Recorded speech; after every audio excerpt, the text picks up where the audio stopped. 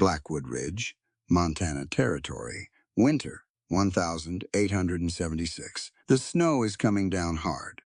Gideon is burning with fever, and outside the door, a torch-carrying mob is screaming Micah's name. Evie stands in the dark doorway, ether in one hand. Gideon's Colt, 0.45 in the other. Cassian turns to look at her, jaw tight, eye steady, saying nothing. She doesn't look back. Her voice comes out low and cold as the mountain wind. I took an oath to save lives, one beat, just one. But if anyone touches my men tonight, I'll forget I'm a nurse. The wind tears the words away the second she says them. The torches keep burning. This story starts now. And trust me, you're not going to want to stop. The rain had been falling since Tuesday. It drummed against the tin roof of Baltimore General in a flat, joyless rhythm, and Evelyn Thorne had stopped hearing it around midnight. By 2 in the morning, she'd stopped feeling her feet. By 3, she'd stopped caring. What she hadn't stopped doing was working. "Retractor," she said quietly. The senior physician, Dr. Aldous Fenn, didn't look up. He was a large man with soft hands and an impressive mustache he clearly considered his finest attribute. He held the retractor already, had held it for 40 minutes. He just hadn't bothered to adjust it when the incision required him to. Evie reached past him and shifted it herself. 2 inches. The field opened up perfectly. Fenn cleared his throat as if she'd bumped into him at a dinner party. "Thank you, Miss Thorne," he said, his tone suggesting she'd done something mildly embarrassing. She didn't respond. The patient, a dock worker named Gerald, 34, 3 kids, had a badly infected abscess pressing against his lower bowel. If it ruptured during the procedure, Gerald wouldn't make it to morning. Evie could see the tension in the tissue. She could see exactly where Fenn needed to go next and exactly where he wasn't going. "Dr. Fenn." She kept her voice even. "The adhesion on the posterior wall, if you don't release it before you drain, it'll tear." Fenn paused. He looked at the site.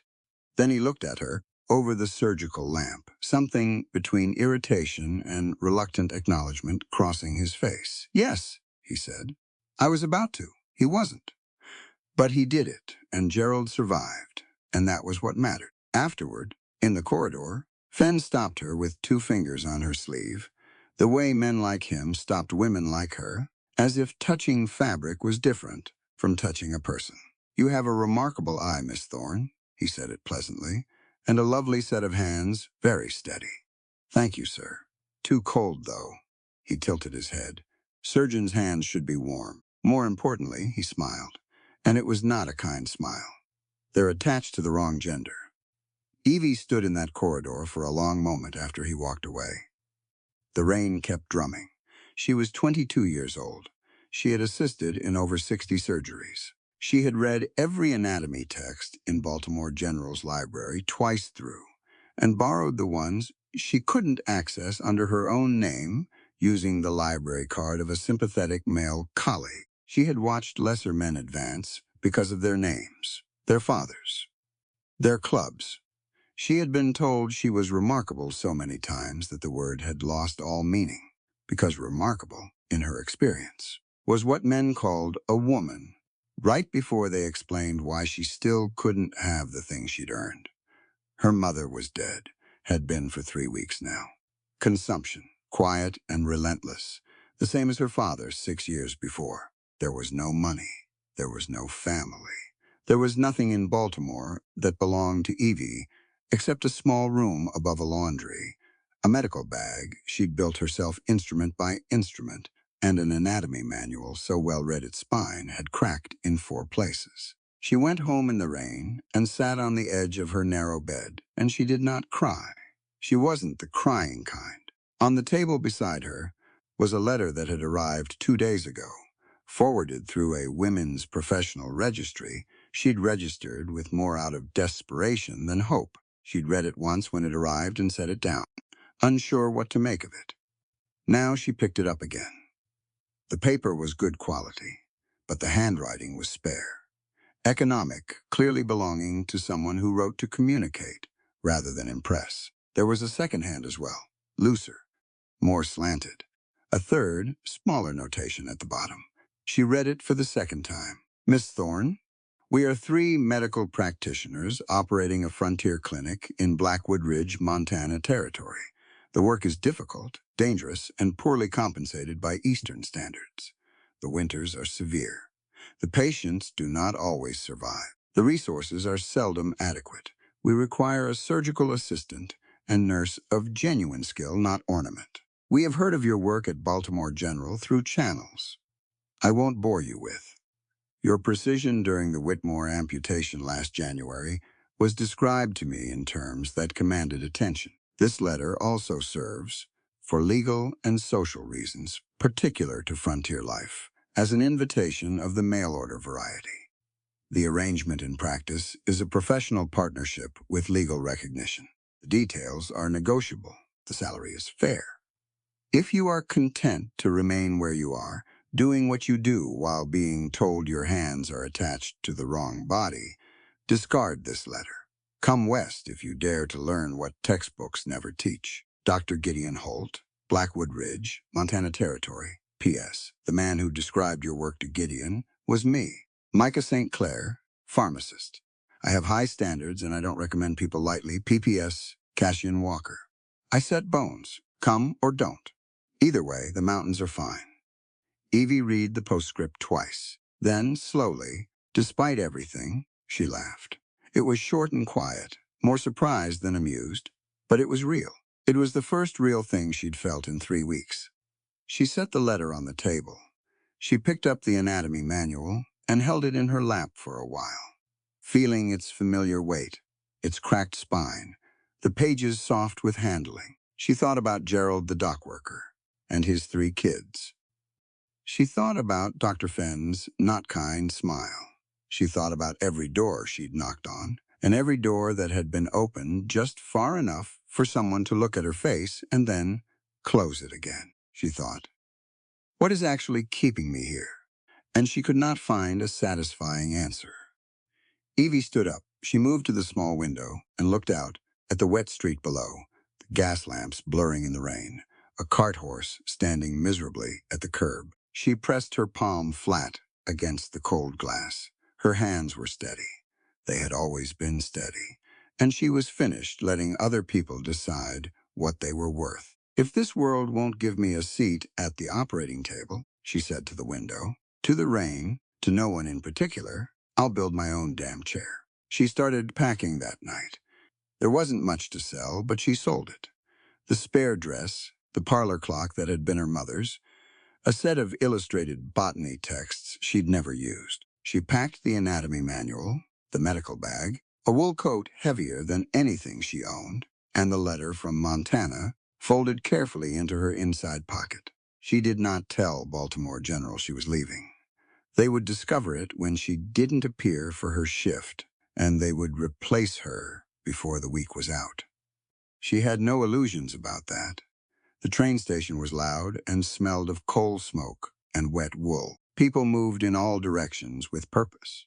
Evie stood at the ticket window and bought Passage Westbound, as far as the nearest rail connection to Montana Territory. And she felt something shift in her chest, not fear. Exactly. Not excitement either. Something more like the sensation before an incision, that moment of absolute commitment. The point after which there is no retreating, only forward. She found a window seat and watched Baltimore fall away behind her. The rain followed for the first 100 miles, and then it didn't, and then there was open country, brown and gold, and enormous, nothing like the closed-in brick and slate of the city. The sky was a size she hadn't seen before. It made her feel small in a way that, strangely, she didn't mind. She opened the anatomy manual on her lap and read, as she always read when she needed to feel like herself. Somewhere past the Ohio border, she fell asleep with her cheek against the cold window, and her fingers still marking her page, and she dreamed, if she dreamed at all, of mountains she had never seen. The letter from Blackwood Ridge sat folded in her pocket, against her ribs, all the way west. She had no idea what she was riding toward. 3 strangers, a frontier town, a clinic in the snow. But she knew, with the same certainty she felt when a patient's pulse steadied under her fingertips, that whatever it was hers to walk into. And Evelyn Thorne had never been afraid of an open wound. The stagecoach from Billings took 11 hours. Evie spent the first 3 reading. The next 2, watching the landscape change from flat scrubland into something rougher and more serious rock outcroppings, dark pines, ridgelines that cut hard against the gray sky. The last 6 she spent just looking, because there was nothing else to do, and the country demanded it. It was not pretty in any gentle sense. It was large and cold and indifferent, and it made Baltimore feel like a room she'd been locked in for 22 years without knowing the door was unlocked the whole time. Blackwood Ridge appeared around a bend in the road without warning. It was not what she'd imagined. She hadn't imagined much. Deliberately experience had taught her that expectations were mostly a way of preparing yourself to be disappointed. But still, it was rawer than she'd expected. A single main street of hard-packed dirt and red mud at the edges where the snow had been melting. Timber frame buildings, most of them new enough that the wood still looked pale. A saloon, a dry goods store, a smithy. A building with barred windows, she assumed, was the sheriff's office. And snow, not falling, but present, packed into the shadows between buildings, crusted along the roof lines, pushed in dirty gray heaps at the sides of the road. The air hit her face when the stagecoach door opened, and it was nothing like Baltimore winter air. It had teeth. She climbed down with her medical bag in one hand and her travel case in the other. The driver handed down her trunk. She stood in the red mud of Blackwood Ridge, Montana Territory, and took stock. 3 men were waiting. She recognized the dynamic before she knew the names. The tallest one stood slightly ahead of the other 2, not because he was trying to dominate the space, but because that was simply where he occupied it. He was somewhere in his early 40s, lean and weathered, with dark hair going silver at the temples, and a face that had been through things. He wore a plain coat, no adornment, nothing decorative about him at all. His eyes were sharp and steady, and they went directly to her face, not her figure, not her luggage. To his left stood the largest man she'd ever seen outside of a wrestling exhibition. He was broad in the shoulders in a way that made the bearskin coat he was wearing look almost proportionate, which was remarkable because the coat was enormous. A Winchester rifle hung across his back, so naturally it might as well have been part of his anatomy. His hair was dark and somewhat disordered, and he had the look of a man who spent most of his time outdoors and had made his peace with that years ago. The third man was younger, perhaps late 20s, with the kind of careful dress that signaled deliberate effort, not vanity, but precision. A dark coat, well maintained, an amber-colored waistcoat. He was watching her with bright, evaluating eyes and a slight tilt to his head, as though she were a compound he was in the process of identifying. The tall one spoke first, Miss Thorne. Dr. Holt, she said. A pause. He looked at her for a moment, not appraising exactly. Testing, maybe. Calibrating. You're younger than I expected, he said. You're older than I expected, she replied. The large man made a sound that was possibly a suppressed laugh. The younger one definitely smiled. Gideon Holt's expression didn't change, but something in his eyes shifted just slightly. Cassian Walker, he said, nodding to the large man. Micah St. Clair, the younger one. You've read their additions to the letter. I have. She looked at Cassian. You said the mountains are fine. They are, Cassian said. His voice was deeper than expected and unhurried. High praise, Evie said. I don't give much, he said simply. Micah. St. Clair stepped forward and extended his hand, which she shook. His grip was firm and quick, professional. Welcome to the frontier, Miss Thorne. I should warn you that Blackwood Ridge is not a forgiving place for anyone who doesn't fit its particular idea of what a person should be. He said it plainly, without self-pity. I say that as a man who speaks from considerable personal experience. I'm a female surgical assistant from Baltimore who spent the last 3 years being told to go home and find a husband, Evie said. I'm familiar with not fitting. Micah nodded once, satisfied. Good. Then we'll get along. They walked her to the clinic, which occupied a long timber building at the north end of the main street, set slightly back from the road.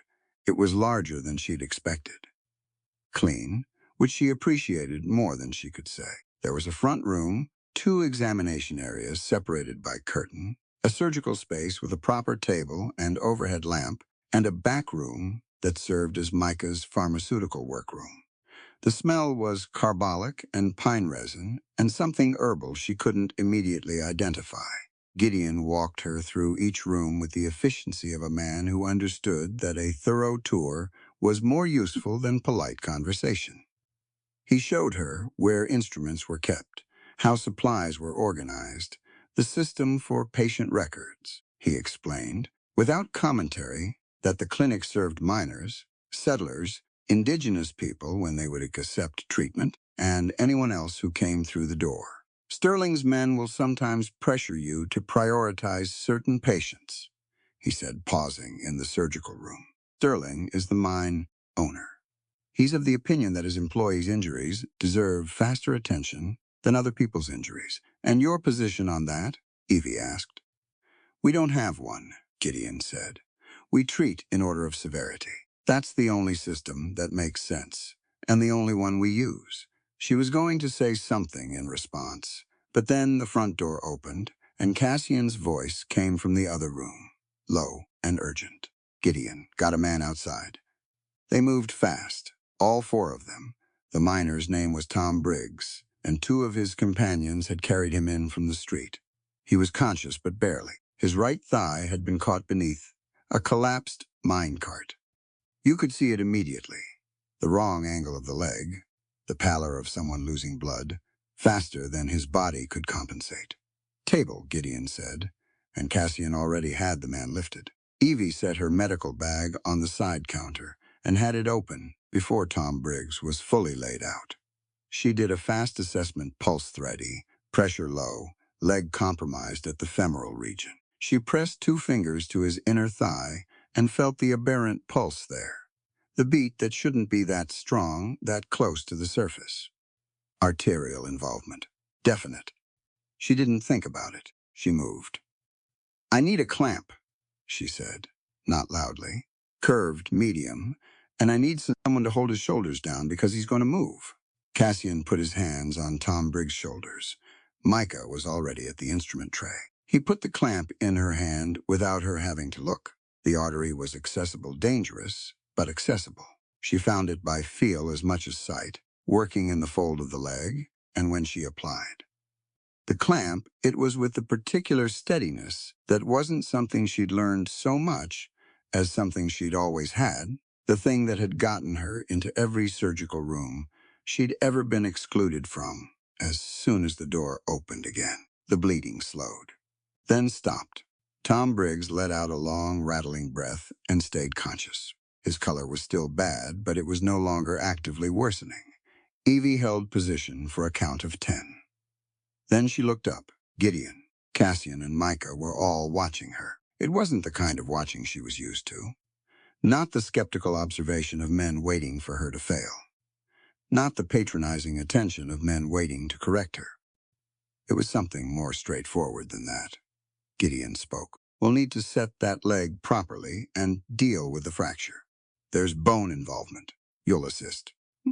Yes, she said. Cassian, he continued, can manage the fracture reduction. He's done it before.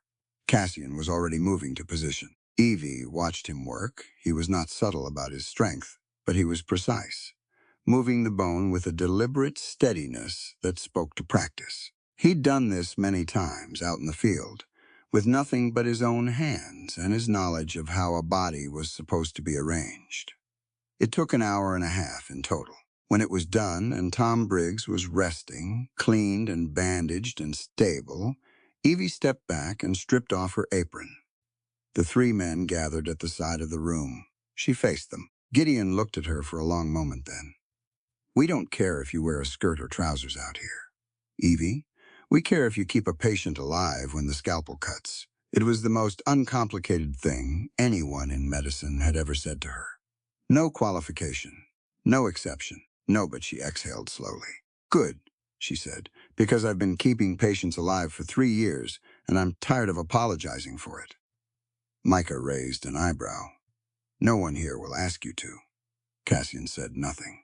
He handed her a clean cloth for her hands and went to check on the patient. Later that evening, when Tom Briggs was sleeping and the clinic was quiet, Gideon sat her down and explained the legal arrangement. The letter's invitation had been structured as a mail-order bride advertisement because that was the only framework Blackwood Ridge would accept without asking questions. 3 unmarried men and an unmarried woman living and working in the same building would invite the kind of talk that could damage the clinic's standing in town. The paperwork is minimal, Gideon said. The arrangement in practice is exactly what was described in the letter. Professional partnership. You have equal authority in this clinic's operations. Your medical decisions are yours to make. And the 3 of you co-wrote the letter, Evie said.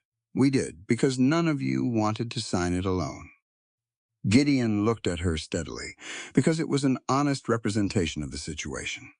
All 3 of us wanted you here. All 3 of us are responsible for what we're asking of you. She considered that. It was, she thought, the most honest thing a man had said to her in years. All right, she said, I'll stay.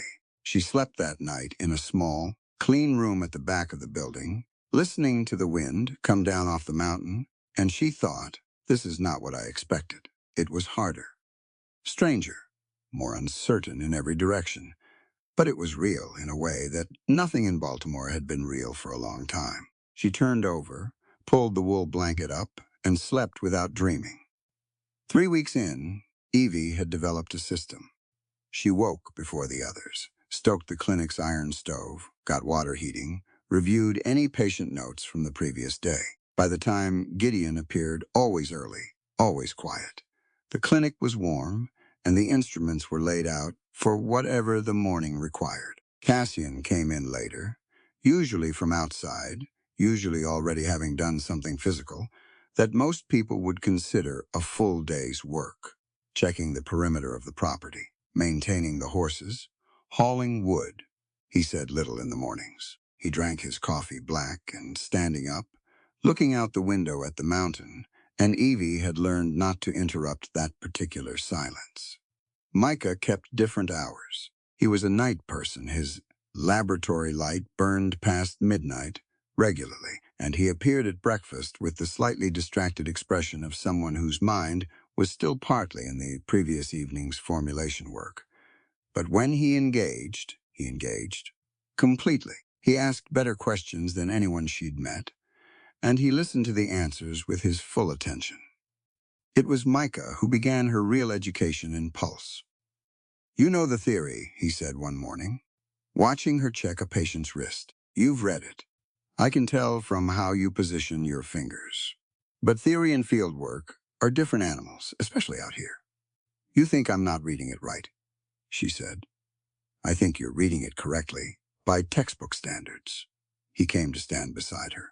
May I? She moved her hand. He placed 2 fingers, his ring, and middle on the patient's inner wrist, lightly. Feel for it not just in the skin, he said. Feel for it in the tissue underneath. The character of the beat. Is it hard or soft? Does it fade at the edges or cut off clean? He guided her hand back. She focused. She felt it. The pulse she'd been reading was there. But underneath the rate and the rhythm there was something else, a softness at the edges of each beat, a slight irregularity she'd been registering without consciously noting. Dehydration, she said. Chronic, Micah said. Probably a month. This man has been working the upper mine shafts and not drinking enough water. You'd have caught it eventually. Now you'll catch it in the first 30 seconds. She practiced on every patient after that, and Micah corrected her, without condescension, which she appreciated enormously. It was on a Wednesday, in the 3rd week of March, that the emergency house call came in, a family of settlers 8 miles into the hills. Father had taken a fall from a roof he'd been repairing, and from the messenger's description arm, held wrong, can't put weight on his right side, Breathing shallow on one side, Evie suspected multiple rib fractures with possible pneumothorax involvement. If the lung was compromised, 8 miles was a lot of distance. Gideon was in surgery with a patient he couldn't leave. Micah loaded a supply saddlebag in 4 minutes flat, his movements economical and practiced. Cassian saddled the horses. Evie had ridden before, occasionally, poorly in a city park. The horse she was given was a dark bay mare named Pepper, who seemed to sense Evie's uncertainty and elected charitably not to exploit it. They rode hard.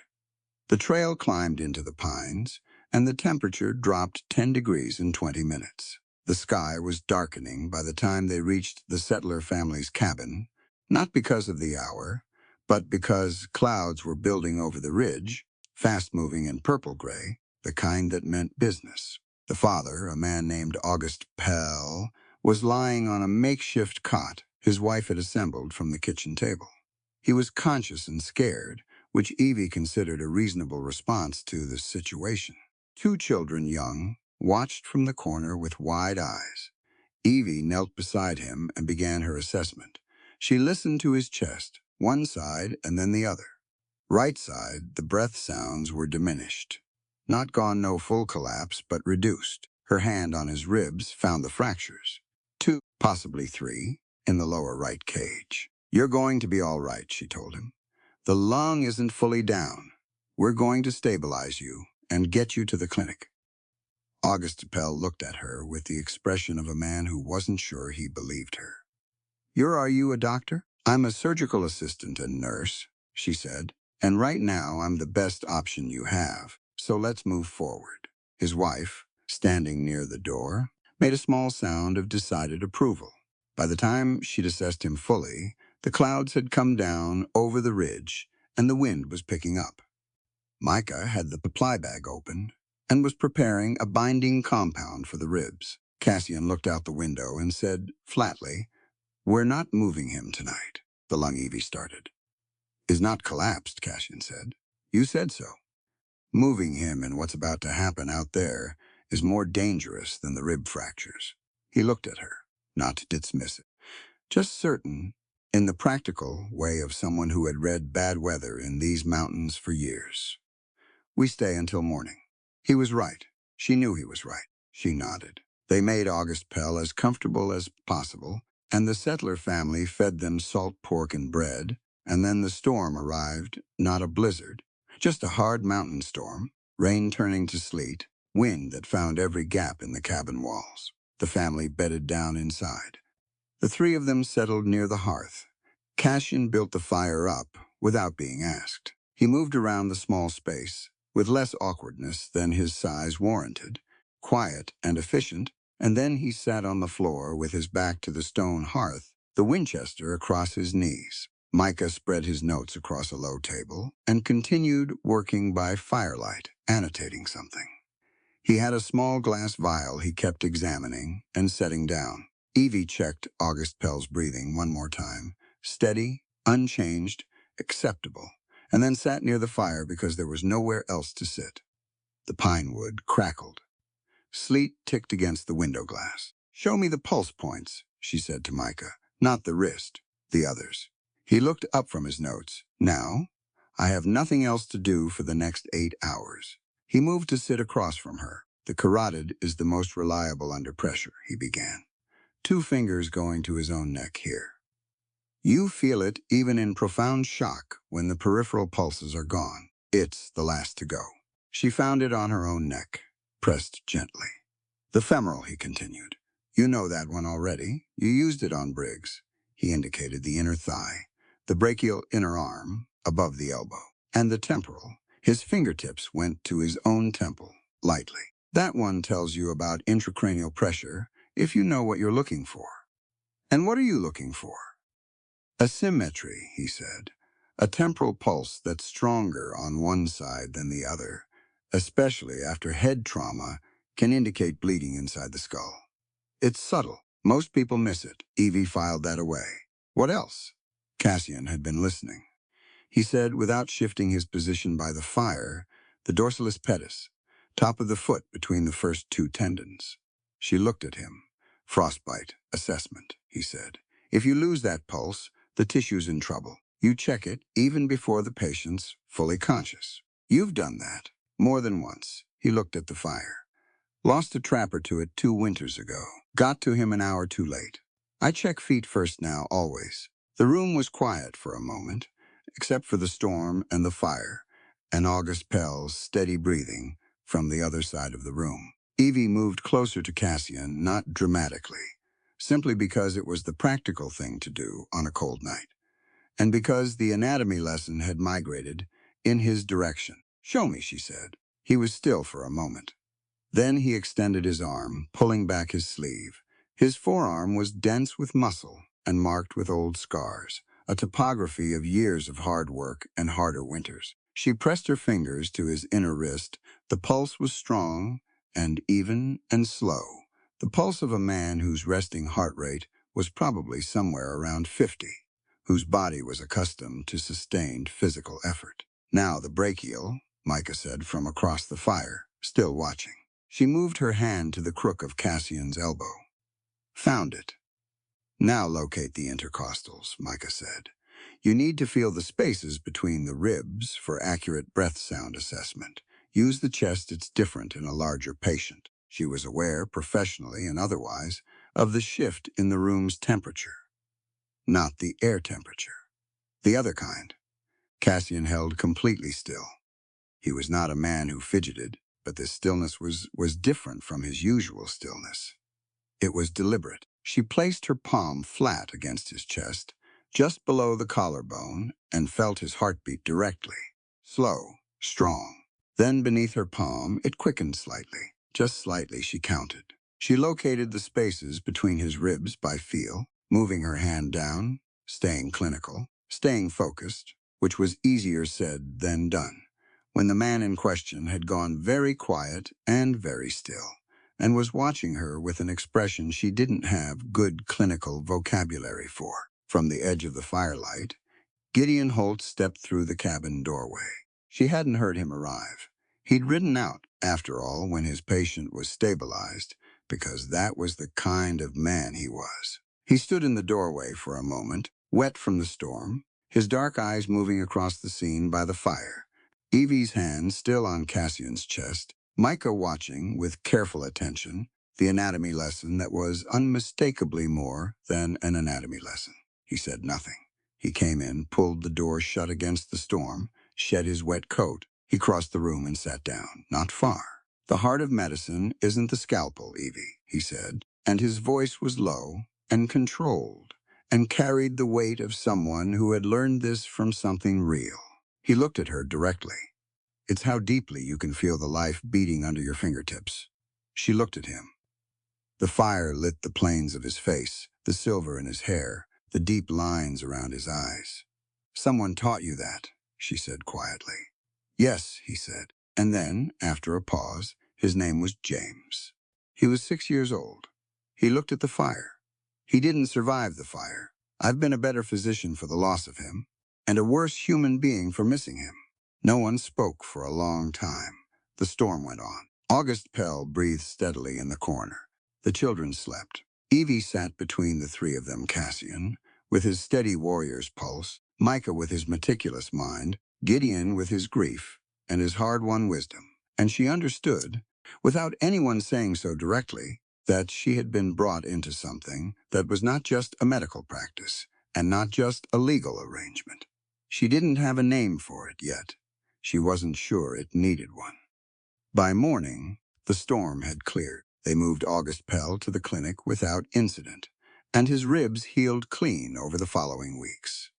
He became a patient, then a neighbor, then one of the clinic's most vocal defenders in town.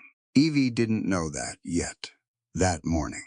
She only knew the mountains were white and cold and enormous in the early light, and that somewhere behind her, Gideon was checking his bag, and Micah was noting the weather in his journal, and Cassian was saddling Pepper without being asked. She stood in the doorway of the settler cabin and looked at the peaks above the tree line.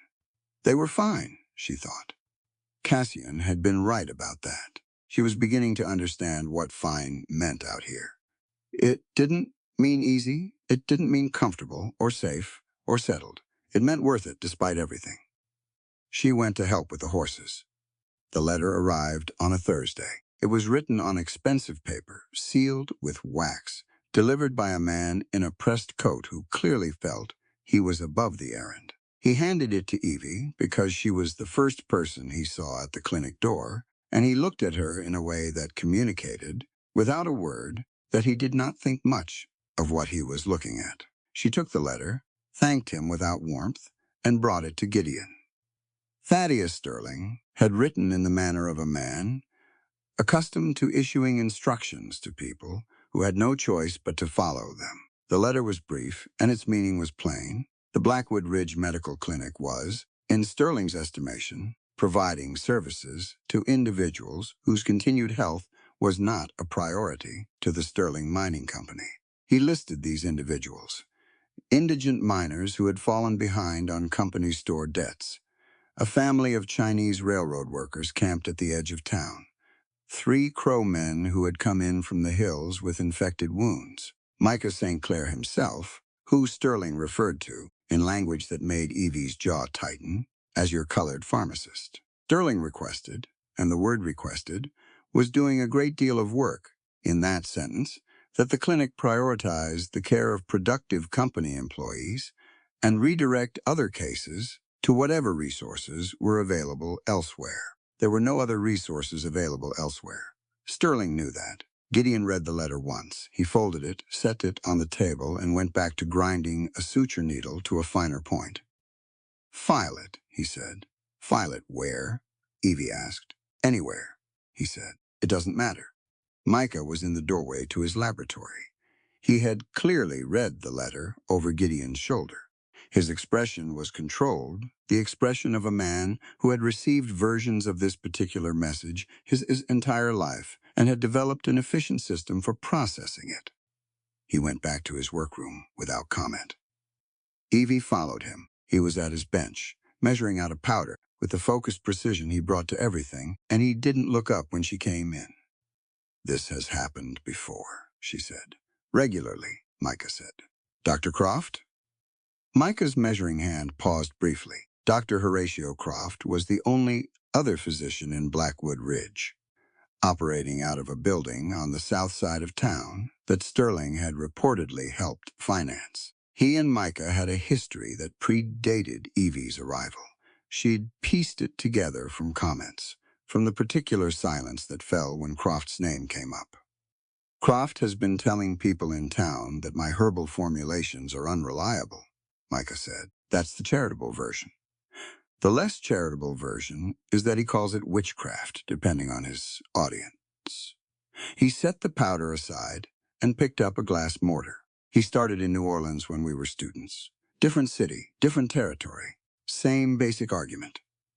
Evie leaned against the doorframe. "He followed you here?" Sterling brought him. "Here. They have a business arrangement." Micah began working the mortar with even, circular strokes. "Croft provides medical legitimacy to Sterling's operations. Sterling provides Croft with a comfortable income and a sympathetic audience." "And the rumors about me?" Micah looked up then. "You've heard them?" "Mrs. Halverson at the dry goods store called me. That mutilating witch from back east last Tuesday," Evie said. She said it quietly, but not quietly enough. Micah exhaled. "I'm sorry. Don't be. I've been called worse in better cities." She came fully into the room and sat on the stool near his bench. "How do we handle Sterling's letter?" "The same way we've handled every letter like it," Micah said. "We ignore it and keep doing what we're doing." It took 4 days for Sterling to escalate. They heard the crowd before they saw it a rising noise from the main street. Voices with that particular edge that's different from regular crowd noise. It's lower, more deliberate. Evie was at the back of the clinic with a patient, a miner's wife, with a badly infected finger that needed lancing, when the first window went. The sound of breaking glass is specific. It doesn't sound like anything else. Evie's patient grabbed her arm. "It's all right," Evie said. She meant it as a professional assurance. She was less certain of it personally. She got the woman safely to the back room, away from the windows, and then moved toward the front of the clinic. The crowd outside was maybe 30 strong men, mostly. A few she recognized as Sterling's mine foreman, the rest a mix of the easily persuaded and the genuinely angry, the kind of crowd that assembles when someone with money and grievance points it in a direction. They were calling for Micah specifically. The language was ugly. It had the quality of performance men saying things louder than they believed them because the crowd made it feel safe to do so. Evie had seen it in Baltimore in different contexts. It was always the same fundamental dynamic, mob logic, the arithmetic where individual decency gets divided by group anonymity. Cassian was already on the porch. He stood there with the Winchester and his particular kind of stillness, the kind that comes from having been in genuinely dangerous situations and having learned that panic is expensive. He wasn't pointing the rifle at anyone. He was simply standing with it, visibly, in a way that invited the crowd to consider their next move carefully. It slowed them. It didn't stop them entirely. Another rock came through the front window, scattering glass across the examination table, but it slowed them. Inside, Evie found Micah in his laboratory. He was standing at his bench with his hands flat on the surface, not working, just standing. His face was composed in a way that took effort. She could see the effort. She came and stood beside him. Louisiana, she said quietly. He was quiet for a moment. Outside, the crowd continued. Cassian's voice, low and firm, carried through the broken window. He was talking to someone specifically. She couldn't make out the words, but the tone was clear. One man at a time. Not the crowd. That was smart. New Orleans, Micah said finally. I was 12. There were men outside our house, similar to what's outside now. Different pretext, same intention. He picked up a vial from his bench, held it up to the lamplight, set it down. My father stood at the door for 4 hours. He didn't have a Winchester. He had a medical bag and his reputation and the fact that he'd delivered half the babies in our neighborhood. What happened? They left eventually. Things like that often do, eventually. He looked at her. It doesn't make the standing and waiting any easier. Evie thought about what she wanted to say. She considered several things. Then she said what was true. You earned your degree in Paris. You formulated a cardiac glycoside compound last week that I've never seen in any Eastern hospital. You saved August Pell's life as much as I did. I know that, Micah said. I know you know it. I'm saying it out loud because things said out loud in the presence of witnesses matter. She paused. I'm the witness. He looked at her for a moment. Something in his expression shifted, not crumbling, not breaking, just releasing slightly, like pressure off a wound. Outside, the crowd was thinning. They could hear it in the sound. The way the voices separated from a unified roar back into individual noise, and then into grumbling, and then into the ordinary sounds of a street. Cassian came in through the front door. He checked the clinic room by room, methodical, before he stopped in the laboratory doorway. 6 broken windows, he said. No one came through the door, because you were standing in it, Evie said. Cassian looked at his boots briefly. It was, she had learned what passed for modesty with him. The patient in the back room? Unharmed. She left through the rear. He nodded. He looked at Micah. You all right? I've been better, Micah said. I've also been worse. Cassian crossed the room and put his hand on Micah's shoulder, briefly, firmly, and then removed it. That was Cassian's particular language, no speeches, no extended comfort, just the physical reality of presence. I'm here. I see you. We're still standing. Gideon arrived within the hour. He'd been at the far end of town on a house call and had ridden back fast when the news reached him. He assessed the damage, spoke briefly to Cassian about reinforcing the shutters, and then stood in the main room and looked at his clinic, the glass on the floor, the disrupted instruments, the broken window, through which cold air was now moving freely. And his expression was the expression of a man who had survived worse and found it no less infuriating for that. They spent the afternoon boarding up the windows and cleaning the glass. All 4 of them worked. Nobody said very much. Evie swept glass for an hour and thought about Micah's father at the door with his medical bag. She thought about every person who had ever stood in a doorway against something unreasonable, armed with only their competence and their refusal to be moved. When the last board was nailed into place and the clinic was sealed against the evening cold, Evie set down her broom and said, to no one in particular, and all three of them at once, the blood of a poor miner bleeds just as red and hurts just as bad as a wealthy tycoon's. Medicine knows no skin color, and compassion knows no class. Cassian looked at her from across the room. Gideon said nothing, but he nodded once. Micah, who was putting his laboratory back in order, stopped what he was doing. He stood with his back to her for a moment. When he turned around, his face was clear. I know, he said. That's why we're still here. In the days that followed, the four of them fell into the particular closeness of people who have been through something together that others haven't.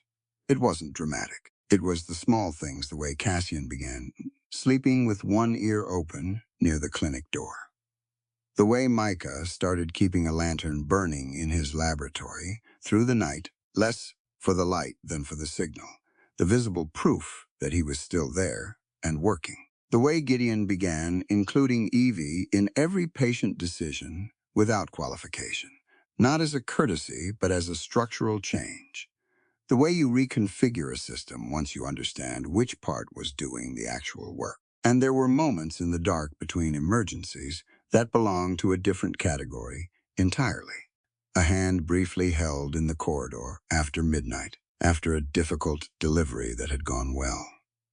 Micah's voice, low and steady, talking her through a moment of doubt. Cassian's hand at the small of her back, once briefly, at the end of a very long day, not romantic, not clinical something else, the steady warmth of a man who wanted her to know she was not alone in the room. And Gideon, standing in the doorway to his office one evening, watching her write patient notes by lamplight. He said nothing, but when she looked up, he didn't look away. He held her gaze for a moment with an expression she couldn't fully translate, and then he turned back into his office, and the lamp inside burned for another 2 hours. Spring was coming, eventually. You could feel it in the air sometimes, a brief softening, a suggestion of warmth. Then it would close back down into cold and gray. But the suggestion was there. The blizzard announced itself a day early. Cassian said so at breakfast. He'd been outside before dawn, as he always was, and he came in with that particular set to his jaw that meant he'd read something in the mountains he didn't like. Storm coming, he said. Big one. Before tonight. Gideon looked up from his coffee. How long? 2 days minimum. Could be 3. They spent the morning preparing. Cassian and Evie moved supplies from the outdoor storage into the clinic. Micah cataloged the laboratory, making sure his most critical compounds were secured, properly sealed, properly labeled. Gideon cleared and organized the surgical room, laying out everything they might need for any emergency that the storm could produce, and blizzards in Montana produced emergencies. Frostbite, structural collapses, fires from people who overloaded their stoves trying to stay warm. By midday, the sky had gone the color of old pewter, and by 2 in the afternoon, the first serious snow was falling. By dark, it was a full blizzard. The wind came off the mountain range and hit Blackwood Ridge with the single-minded intensity of something that held a grudge. The clinic's repaired shutters held. The stove worked hard. They had enough wood, barely, and enough supplies, just about, and the 4 of them moved through the confined space of the clinic with the practiced coordination of people who had learned each other's habits. The first sign of real trouble came around 9 in the evening. Evie heard it before she saw it, Gideon's voice, from the examination room where he'd been reviewing records, going quiet in the middle of a sentence, not stopping. Going quiet, which is different. She was in the surgical room, and she stood up and went to check. He was at his desk, one hand flat on the table surface, his eyes half closed. His face had the particular grayness of someone whose body is fighting something it hasn't told anyone about yet. Gideon. I'm fine, he said. She crossed the room and put her hand on his forehead. He was burning. You're not fine, she said. How long? He was quiet for a moment. 2 days, he said. She turned to the doorway. Micah, she called. And then louder, Micah. Micah appeared from the laboratory. He took one look at Gideon's face and crossed the room without being asked, checking the pulse at Gideon's throat, lifting his eyelid, looking at the whites of his eyes. The assessment was rapid and thorough, and his face at the end of it was very controlled. Septic, he said quietly to Evie. She'd feared that.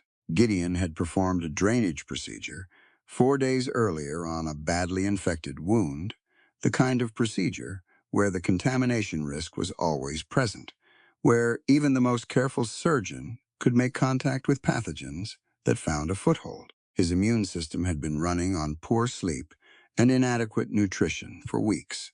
It had been a risk, and they'd all known it, and nobody had said so because Gideon wouldn't have listened. We need to get him to bed, Evie said. And we need the fever compound, the willow bark preparation, Micah, the concentrated one. I know, Micah said. They got Gideon to the back room, which was warmest, closest to the stove. He protested the entire time, not loudly, not dramatically, just a steady, low-grade insistence that he was capable of walking unassisted, which was technically true, but only barely. Cassian appeared, took one look at the situation, and simply moved to Gideon's other side, and that was the end of the argument. Gideon was not a small man, but between the fever and the exhaustion he was diminished in a way that was frightening to witness. He lay back on the cot, and his face against the pillow was pale and sweat-damp and older-looking than usual, and Evie found herself calculating aggressively fever duration, likely pathogen, available treatments, the mathematics of how much they had, and how much they needed. Micah was in the laboratory. Then the second blow landed.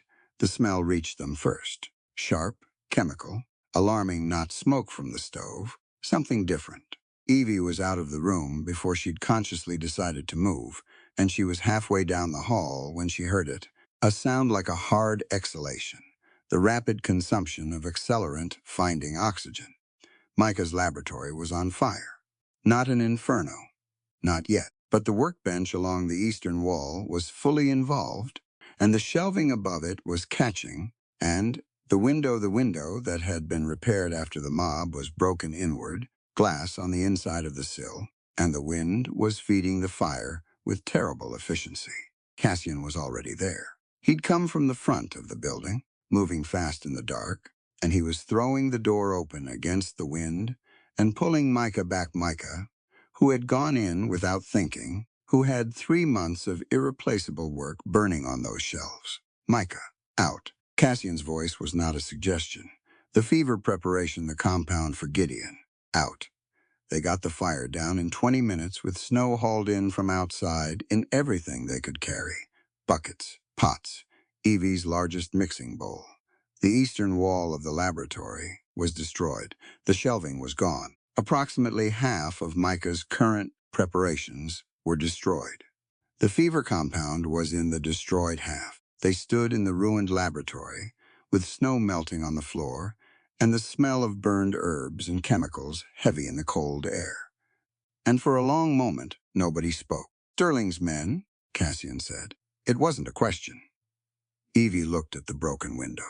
The glass was on the inside.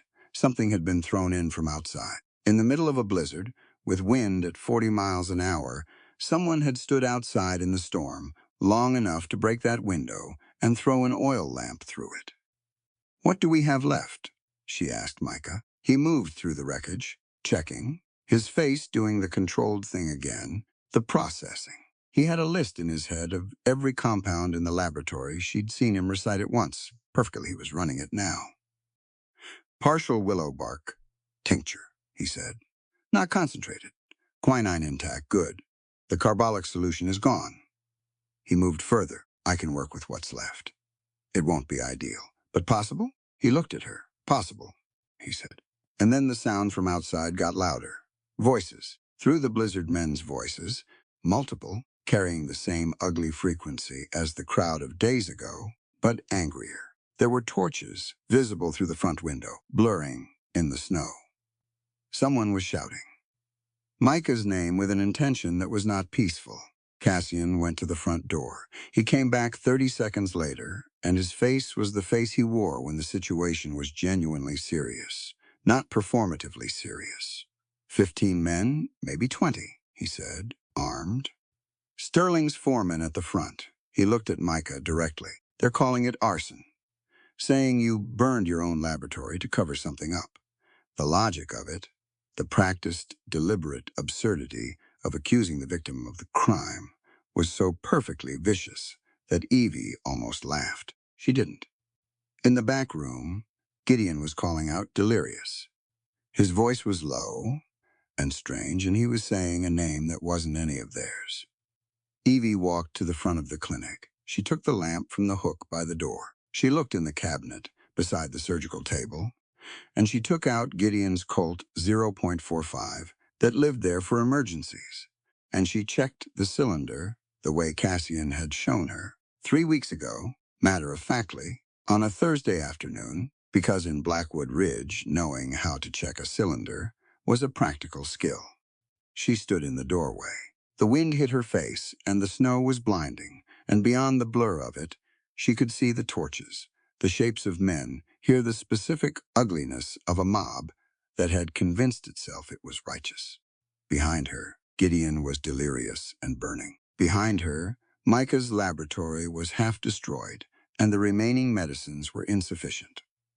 Behind her, Cassian was loading the Winchester with the focused calm of a man who knew exactly what he was doing and didn't want to do it. She looked at Micah.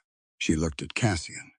She held the ether in one hand and the Colt in the other, and her voice, when it came, was steady in a way she felt in her spine. I took an oath to save lives, she said, but if anyone touches my men tonight, I'll forget I'm a nurse. The lamplight caught the snow.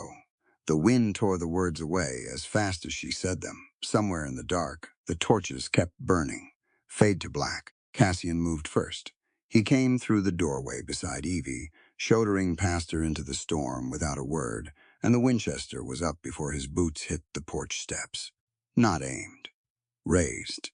Visible. He planted himself at the top of the steps, like something that had grown there, and the wind tore at his coat, and he didn't move an inch. That's far enough, he said. His voice carried through the blizzard with a quality that had nothing to do with volume. It was the voice of a man who had made decisions in difficult terrain for 20 years, and whose decisions had consistently turned out to be correct. The crowd at the edge of the torchlight slowed. Micah came out behind Evie. He had a lantern in one hand and something else in the other, a glass bottle, corked, that contained a compound Evie recognized from the laboratory shelf.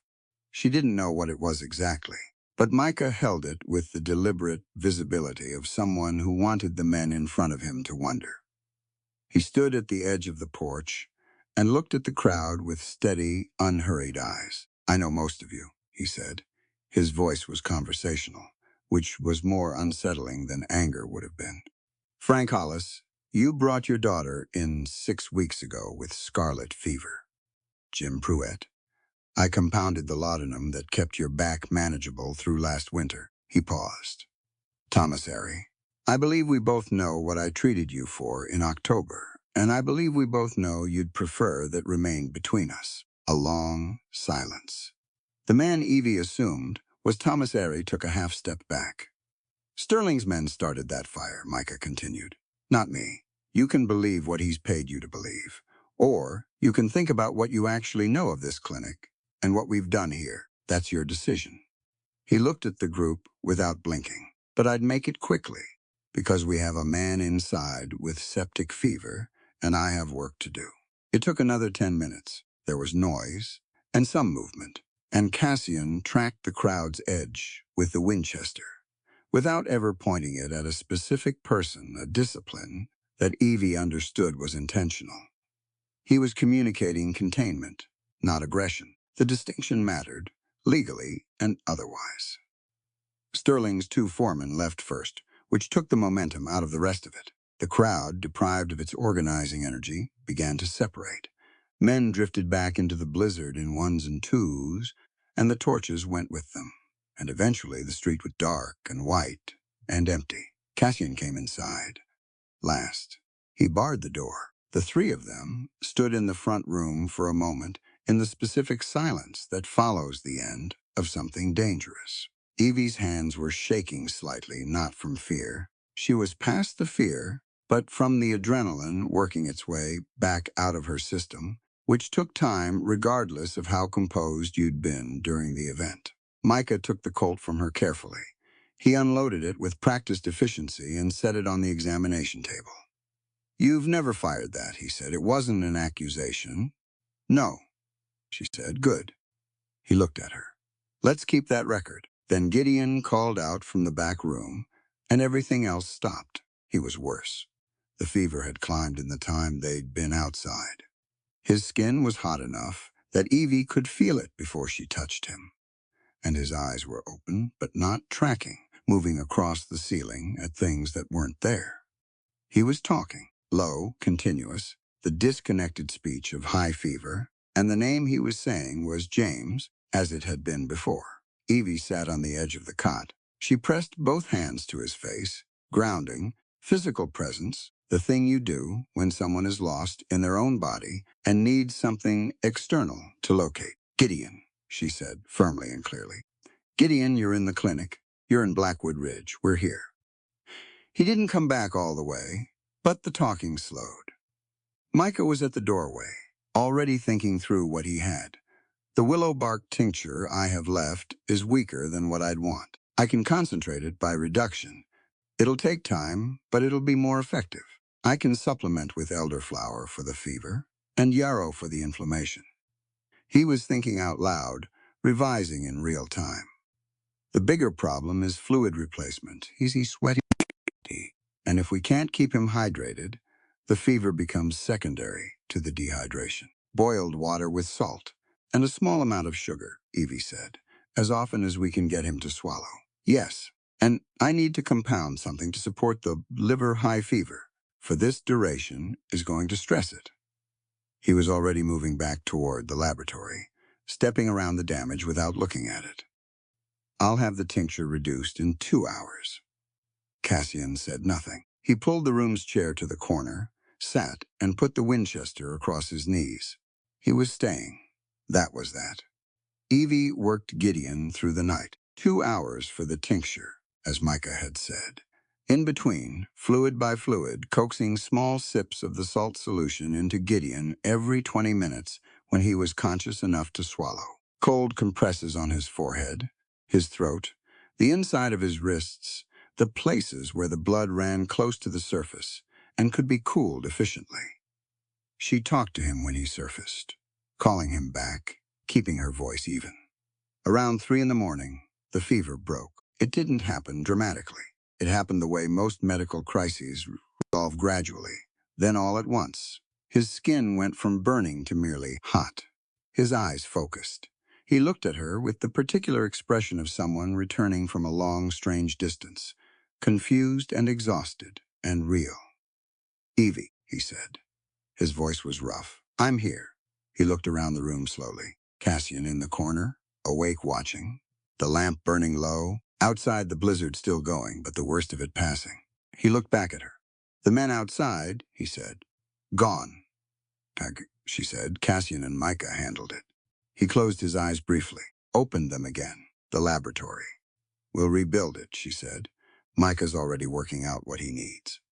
Gideon was quiet for a moment, his hand, lying on the blanket, turned palm up.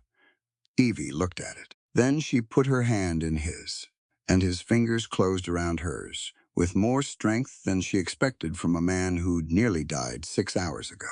"You stayed," he said. "Where would I have gone?" she said. He held her hand and didn't say anything else. And after a while his eyes closed again, but this time it was sleep, real sleep, not fever. The difference was visible in his face, the tension releasing, the lines smoothing out. Even in his 50s, even worn down to nothing, Gideon Holt had a face that was worth looking at. She noticed that, and didn't pretend she didn't. Micah appeared in the doorway. He looked at Gideon's face, and at the numbers Evie had been tracking in her notes, and his expression eased. "Good," he said. Just that. He came in and sat on the other side of the cot, and for a while, all three of them were there. Evie holding Gideon's hand, Micah leaning forward with his elbows on his knees, Cassian in the corner. The blizzard pushed at the walls. The lamp burned. Micah reached over and took Evie's free hand. Not dramatically, not as a gesture, just the way you reach for something that is close to you, that you want to hold. His grip was warm and precise, as everything about him was precise. She didn't pull away. Cassian watched from his corner. After a long moment, he got up from the chair and came to stand behind her, and he put one large hand on her shoulder, and she felt the warmth of it through her dress, the steadiness of it, a wall at her back, something that would not move.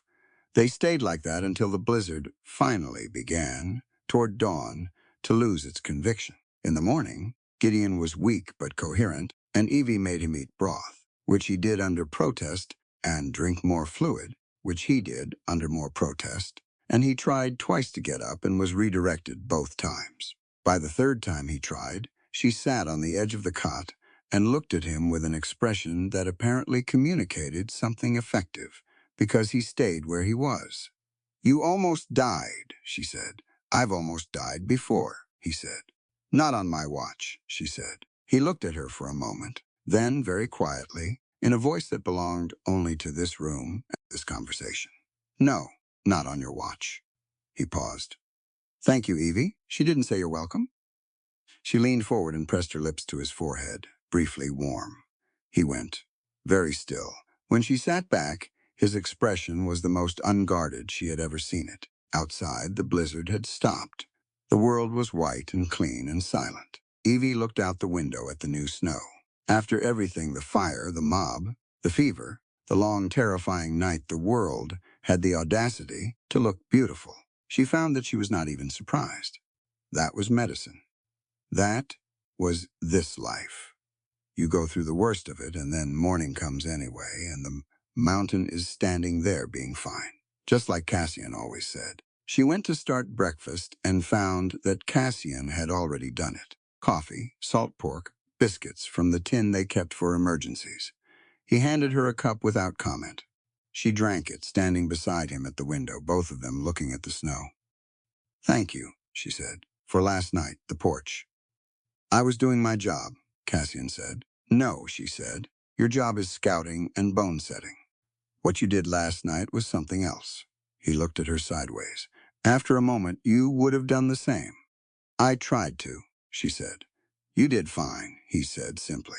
And coming from Cassian Walker, who didn't give compliments as performance, that was about as much as she was going to get, and it was enough. Gideon was back on his feet in 4 days. Not fully. Evie wouldn't have permitted fully, but functional. Upright, coherent, capable of reviewing patient notes and contributing to decisions without his eyes glazing. She allowed it, because keeping Gideon Holt in a cot when he considered himself recovered was a project that required more energy than she currently had, and because the clinic genuinely needed him vertical. March turned to April. The snow retreated up the mountainside, slowly, grudgingly, as Montana snow does. Blackwood Ridge began to smell like mud and pine, and the particular freshness of very cold water running off the peaks. It was almost peaceful. The epidemic started in the eastern section of Sterling's mining camp on a Thursday, which Evie later thought was the kind of detail that seemed meaningful but wasn't. Epidemics didn't care what day of the week it was. They cared about water. The water source for the eastern camp was a creek that ran down from the ridge, and somewhere above the camp, in the snowmelt, contamination had found its way into the flow. The first cases presented as ordinary gastric distress men who'd eaten something bad, drank too much, worked too hard in the cold. Evie saw 2 of them on Thursday afternoon and sent them home with instructions to rest and drink clean boiled water. By Friday evening, she had 11 patients. By Saturday morning, she had 23, and 3 of them were showing the rash. Rose spots on the abdomen, faint pink, blanching under pressure. She pressed her finger to one and watched it fade and return, and looked up at Gideon with an expression that needed no translation. "Typhoid," he said. "Yes." They stood in the main room of the clinic, which was already too full. Men lying on every available surface, some on the floor. The smell of illness heavy in the air. Outside, she could hear more arriving. Sterling's men, the same men who had stood outside in the blizzard with torches 3 weeks ago. Gideon looked at the situation. He looked at his clinic, his staff, his resources. He did the math that doctors do, the brutal arithmetic of what you have against what you need, and then he made a decision. "We need more space," he said. "The saloon is the largest building in town. We need it." "Sterling owns it," Cassian said. "Sterling's men are sick," Gideon said. "He'll give us the saloon." Sterling gave them the saloon in under an hour because Thaddeus Sterling was a man who made decisions based on self-interest, and 30 of his workers dying of typhoid was not in his interest. He didn't come himself. He sent a man with a key and a note that said the clinic could use the premises as needed, which was as close to gracious as Sterling got. Dr. Croft was not at the saloon. He was not anywhere in evidence, which Evie noted and filed. They converted the saloon in 2 hours. Tables pushed together for cots. The bar cleared and set up as a medication and supply station. The kitchen converted to a boiling station, clean water, constantly, kept rolling because the only treatment for typhoid in the field was supportive care, hydration, fever management, and the prevention of secondary infection. There was no cure. There was only keeping people alive long enough for their bodies to fight it out. "Triage by severity," Gideon said, moving through the space with the authority of a man who had run field hospitals in wartime. "Cassian, I need everyone who walks in assessed for hydration status before they sit down. If they can't stand without help, they go to the front. If they can walk, they go to the back." Cassian nodded once and moved to the door. "Micah." Gideon turned. "What's your capacity for the fever compound?" "If I work through the night, I can have sufficient preparation for 40 patients by morning," Micah said. He'd already done the math. "I'll need more yarrow, and I'll need the kitchen fire kept going." "Done, Evie." She was already compiling a list of what she'd observed in the worst cases. "The ones with sustained fever above 104 are at risk for intestinal perforation," she said. "If that happens out here, we lose them. I want to check abdomens every 4 hours. Every patient in the front section." "Agreed," Gideon said. "You'll take the front section?" Yes, they worked. Evie had worked long shifts before, Baltimore General on a bad week, winter in the city with influenza moving through the poor quarters, a 12-hour surgical assist on a compound fracture case. She thought she knew what exhaustion felt like. This was different. 20-hour shifts, because there was no one else. She moved from patient to patient, in the candlelit saloon checking abdomens, monitoring fevers, coaxing fluid into men who didn't want to swallow, who were confused and frightened, and sometimes combative in the way of sick men who don't understand what's happening to their bodies. She kept track of every patient in her section, by name, by case number, by the particular character of their fever. She learned things about these men that she would not have otherwise known. Jim Pruitt, the one Micah had mentioned on the porch, had a photograph of his children tucked inside his shirt. Frank Hollis, in delirium, repeated the same phrase in German that she eventually translated as "it will be all right soon." A young miner named Eli, maybe 17, had been sending money home to a family in Ohio and was terrified, not of dying, but of what would happen to them if he did. She made sure Eli didn't die. She made sure of it personally, checking him every 3 hours, adjusting, recalculating, sitting beside him at 2 in the morning when his fever spiked and talking him through it until it came down. Cassian lifted and moved and restrained and steadied. He had the physical capacity of 2 men and the efficiency of someone who understood that in a crisis, strength without direction is waste. He followed Evie's instructions without question, which was its own kind of statement. A man with a Winchester and 20 years of frontier survival, taking clinical direction from a 22-year-old woman from Baltimore, without hesitation or qualification. Micah brewed. He was at the kitchen fire almost constantly, the yarrow and willow bark and the other preparations cycling through in batches, and he supplied Evie's section with the reliability of a system rather than a person always there, when she needed something, always correct. He also, quietly and without announcing it, began keeping records of the outbreak, patient numbers, symptom progression, which compounds showed the most efficacy. He was building a field study in the middle of a crisis, which was exactly the kind of thing Micah did. Gideon led, which meant he was everywhere. He was in the surgical space when 2 cases progressed to the point of needing intervention. He was at the supply station, calculating what they had and what they needed. He was beside Evie at critical moments, the second set of hands, the second set of eyes, the backup when her own judgment needed a check. On the 4th day, one of the miners from the mob, she recognized his face, the shape of him, the man who'd thrown the second rock through the clinic window, was brought in by his brother, barely conscious, severely dehydrated. Evie assessed him without pause. She got him onto a surface and started the fluid protocol and sent his brother for Micah. And she did all of this without looking up the moral question of whether he deserved it, because that question was not relevant. He was breathing. He was in her care. He recovered. On the 6th day, Gideon stood in the middle of the saloon at the shift change. If the 4 of them sleeping in 4-hour rotations could be called a shift change, and he looked at the rows of men, most of them sleeping, most of them past the worst of it, and he said, 38 treated, 36 recovering, 2 critical but stable. Nobody cheered. They were too tired for cheering. But Micah, sitting on the floor with his back against the bar and his eyes closed, said quietly, "We don't save them because of who they are, Evie. We save them because of who we are." She was sitting 2 feet away from him, cross-legged on the floor, eating the cold biscuits Cassian had produced from somewhere. She looked at Micah's profile, the calm precision of his face even now, even in absolute exhaustion. "I know," she said. He opened his eyes and looked at her. "Good." On the 8th day, Dr. Croft appeared. He arrived in a clean coat with a leather bag that showed no signs of use, and he had the look of a man who intended to take credit for a situation he hadn't engaged with. He stood in the doorway of the saloon and assessed the organized rows of recovering patients and the clean station and the records on the bar, and said, with professional authority, "I believe I can take over from here." Cassian appeared behind him.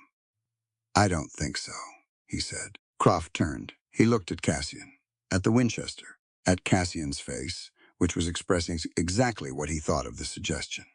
Croft left. By the end of the 2nd week, the epidemic was contained. 38 miners recovered. Among them were men who had called Micah's work witchcraft, men who had thrown rocks, men who had stood in the blizzard with torches. They came, some of them, to say thank you. A few couldn't manage actual words. They stood at the clinic door and looked at the floor and eventually said something close enough to gratitude that it counted. Evie accepted every expression of it without comment. She wasn't interested in the apologies. She was interested in the fact that it had been done, the care, the work, the 20-hour days, the broth and the fever compounds, and Eli's photograph of his Ohio family that he still had because she had made sure of it. That was what mattered. Not who they'd been before, who she was in it. She stood outside the saloon on the last evening, looking at the mountain. The snow was well up the ridge now, retreating fast, and the lower slopes were showing the first green of genuine spring, small, tentative, real. Gideon came to stand beside her. He didn't speak for a while, he just stood there, which was its own kind of companionship. "Croft is going to go back to Sterling," she said. "Yes," Gideon said. "And Sterling is going to try something else, probably." She looked at the mountain. Gideon considered the question with his usual honesty. "No," he said finally. "I was worried before you got here. Now I'm something else." She looked at him. "Prepared?" he said. She turned back to the mountain. The last light was coming off the peaks in a way that made the snow look gold. She was 22 years old, and she'd just managed a frontier typhoid outbreak in a saloon with 3 men she'd known for 4 months, and 36 people were alive who might not have been. She thought about Dr. Fenn and his lovely set of hands comment and his not kind smile, she thought. I wish he could see this. Then she let it go, because he wasn't here, and she was, and the mountain was fine, just as advertised. She went back inside to check on Eli. The epidemic left a particular kind of quiet in its wake. Not empty quiet, full quiet. The kind that comes after something enormous has passed through, and the world is still standing, still breathing, still turning, and everyone in it is faintly surprised by that fact. Blackwood Ridge had that quality in the days after the saloon closed as a field hospital, a collective exhale, a town taking stock of itself, finding most of it intact. The clinic was clean again.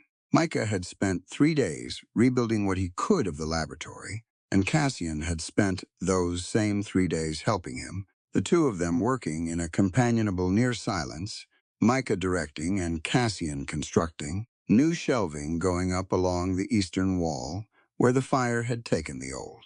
The smell of fresh-cut pine mixed with the herbal and carbolic smell that was the clinic's permanent character now, and Evie found she couldn't separate one from the other anymore. Both smelled like home. It was evening, late enough that the town outside had gone quiet, early enough that the lamp oil hadn't burned down. Micah had lit candles along the laboratory bench and on the window ledge of the main room, not for any particular reason, he stated, but the effect was that the clinic was warm and amber-lit and softer than it usually was, its hard functional edges blurred by the light. Gideon was at his desk, but his books were closed. He'd been sitting there for 20 minutes with them closed, which was not characteristic. Cassian had come in from outside an hour ago and hadn't gone back out, which was also not characteristic. Micah was decanting something, a botanical oil he'd been refining for 2 weeks, and the smell of it moved through the clinic in a warm current, something woodsy and sweet, juniper maybe, and something else under it that Evie couldn't name, but that made the room feel less like a workplace and more like somewhere you'd choose to be. Evie was at the wash basin, cleaning her hands from the evening's last patient visit. She was tired in a way that had gone past the acute stage and arrived somewhere deeper and more settled. The good kind of tired. Earned tired. She heard Micah set down the decanting vessel. She heard him move. Then his hands were at her shoulders, and he turned her gently from the basin, and she let him because it was Micah.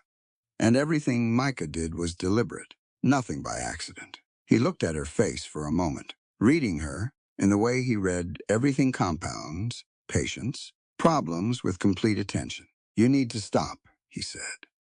I stopped, she said. The patient left an hour ago. You haven't stopped, he said.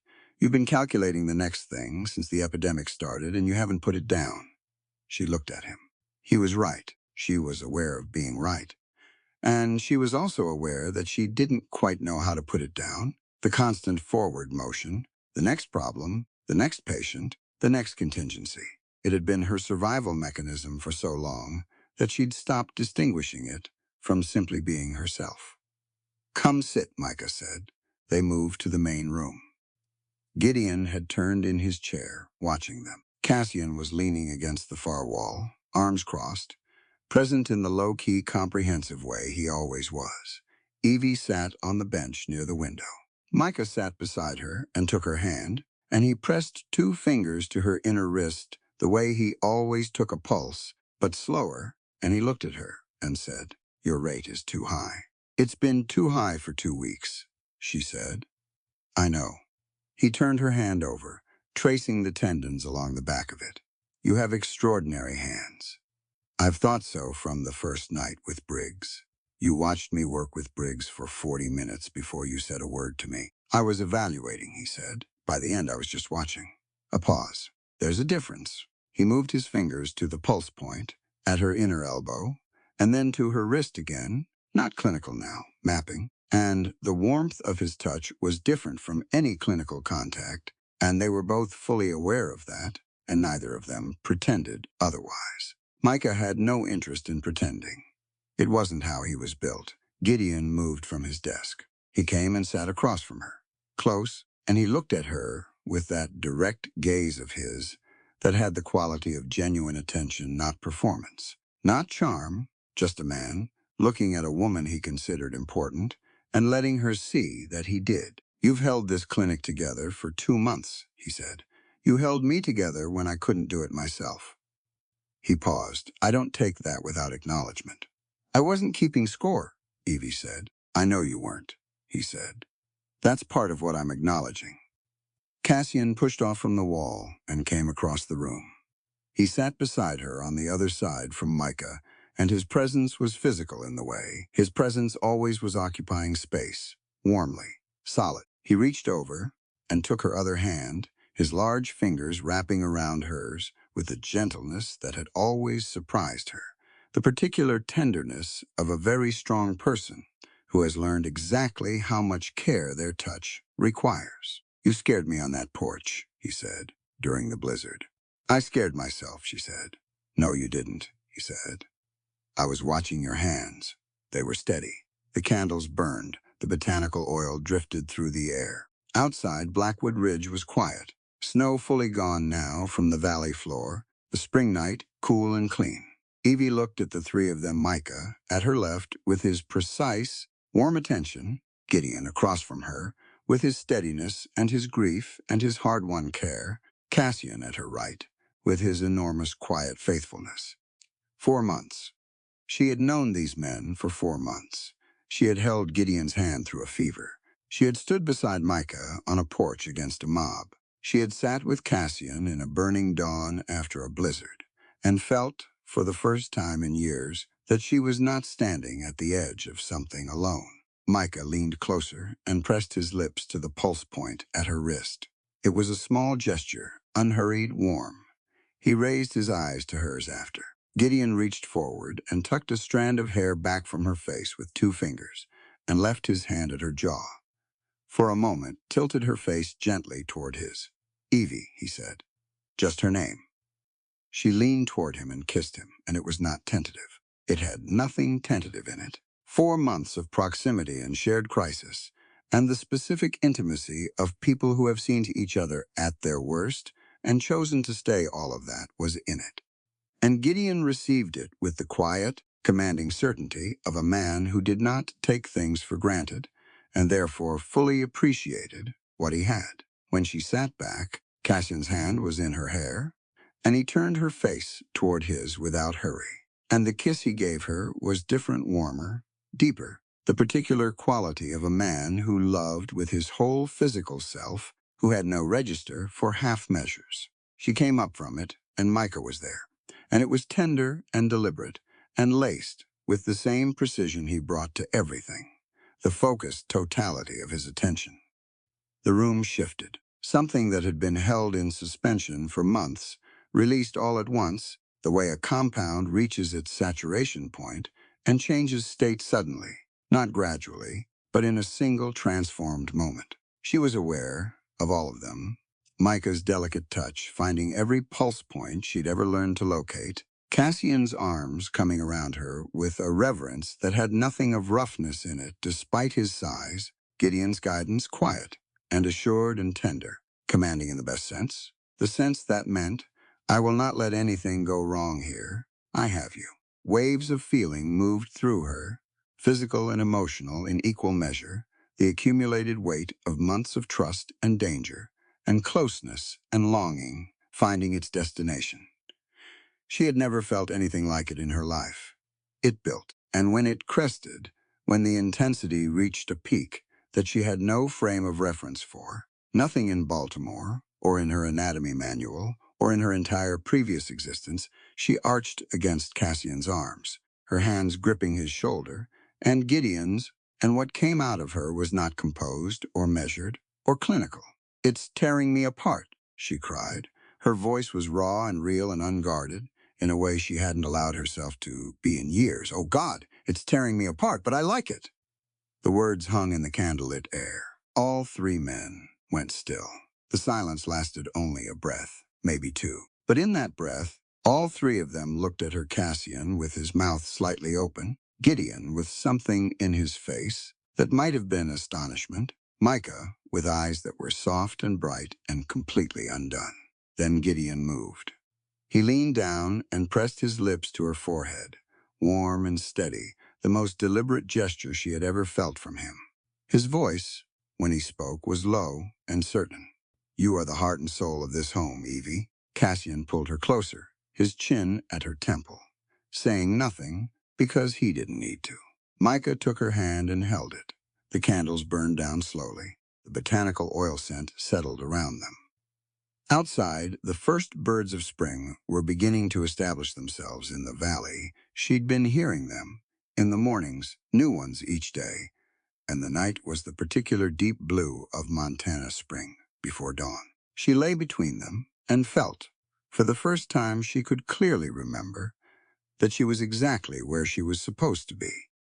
Not where she'd been assigned, not where she'd been tolerated, not where she'd fought her way in through a cracked open door. Chosen, wholly and mutually and without condition. She slept eventually, and it was the best sleep she'd had since before Baltimore. Maybe the best sleep of her entire life. The circuit judge arrived in Blackwood Ridge on a Tuesday morning in May. His name was Aldridge. He was a small man with large ambitions and a financial relationship with Sterling Mining that he had made no particular effort to conceal.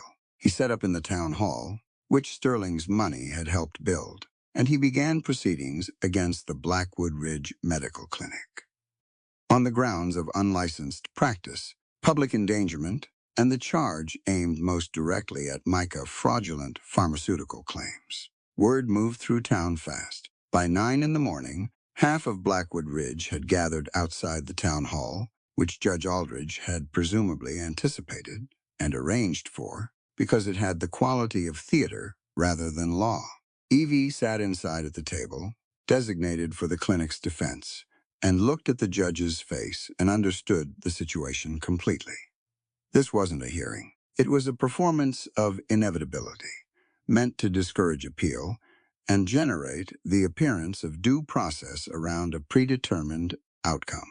Sterling sat to the right, in the front row, with the satisfied posture of a man watching something he'd purchased work as intended. Gideon sat beside Evie, and Micah beside him, and Cassian at the end of the row with his arms folded, watching the proceedings with an expression of contained displeasure. Aldridge was in the middle of his opening remarks, listing the charges, citing statutes that he'd clearly been handed by Sterling's lawyers rather than sourced himself when the sound came from outside. Not gradual, sudden, a deep concussive thud that the building felt, and then another, and then the particular quality of noise that a crowd makes when something real is happening. Someone came through the door at a run. One of Sterling's own mine managers, a man named Garrett, and his face was the color of ash. "Cave in," he said. "East shaft. Multiple men." Aldridge opened his mouth. "Sterling's in it," Garrett said.